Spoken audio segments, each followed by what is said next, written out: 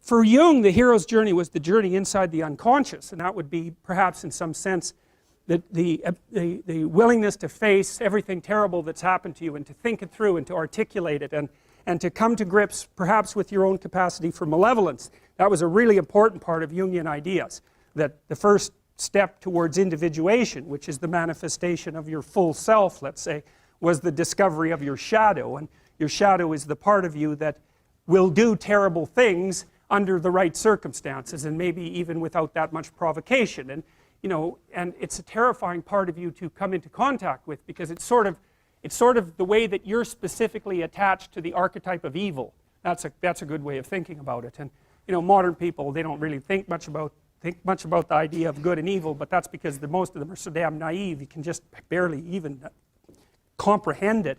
You know, if you read any history, if you really read it, like, and you don't come away with the idea that evil exists, it's like you're just reading the wrong kind of history, you know. It's just unbelievable what people can do to each other. And we're so imaginative, you know. And one of the things I figured out about people, the reason that we have the knowledge of good and evil, let's say, is that because we're self-conscious and we know about ourselves, we know about our own vulnerability, right? You know what hurts you. You really know what hurts you, way more than an animal knows. And so, and you're also creative, and so once you know what hurts you, man, you can really hurt someone else. And you can do it in such a creative way. You can draw it out. You can make it excruciating. You can take people apart physically and psychologically. And you can keep them, say, even right on the edge of death, so that you can keep doing that endlessly. And, you know, that happens. A hell of a lot more than you think it happens. It happens a lot. And so, well, and you think, well, you know, that doesn't involve me. It's like, oh yes it does, man. That's the problem, because you know, you're human, and that's the sort of things that human beings are capable of. And I'm not saying it's all probable that you do that ever, or that, but I'm saying that, you know, you got to take that into account. When you're looking at the world and you think about all the perpetrators out there, it's not like there's perpetrators and there's victims. That isn't how it works. It doesn't work that way at all. And so the horrors of humanity, as well as the noble elements of humanity, are all elements of your central being. And for Jung, and this is the terrible thing, for Jung, the pathway to higher wisdom was through the terrible portal of, well, you could say hell, for that matter. Really. And so who wants to do that, man? It's like, no. You know, like maybe you're resentful about something. Well, you probably are, because like everybody's resentful about something, you know. And resentment is just a vicious emotion. It's really useful. It's really useful, because if you're resentful about something, it either means that you should grow the hell up and accept the responsibility and quit sniveling around and whining, or it means that someone actually is oppressing you and pushing on you too hard and bullying you and demeaning you, and you have something to say or do that you're not saying or doing. And no wonder you're not saying or doing it, because, you know, it can be really dangerous to say things or do them to free yourself from being oppressed. You can get in a lot of trouble in the short term for doing it, so it's easier just to not say anything, sort of day after day. In the short term you protect yourself, but it just crushes you.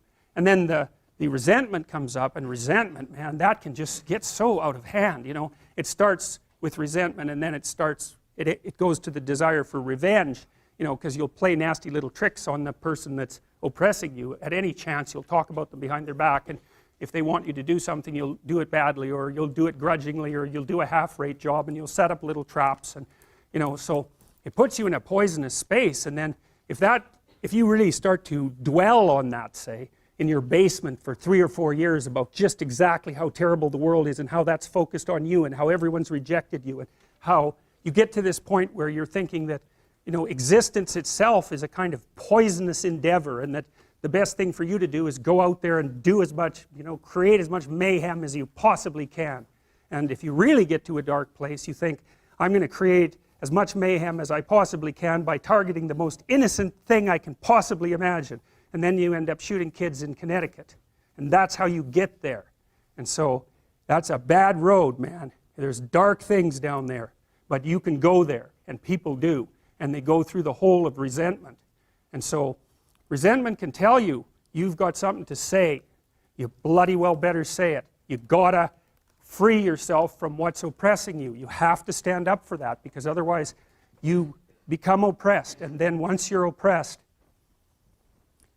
that's just not so good. And so, like in your marriage and your relationships, you got to tell people what you're thinking. You don't have to assume you're right.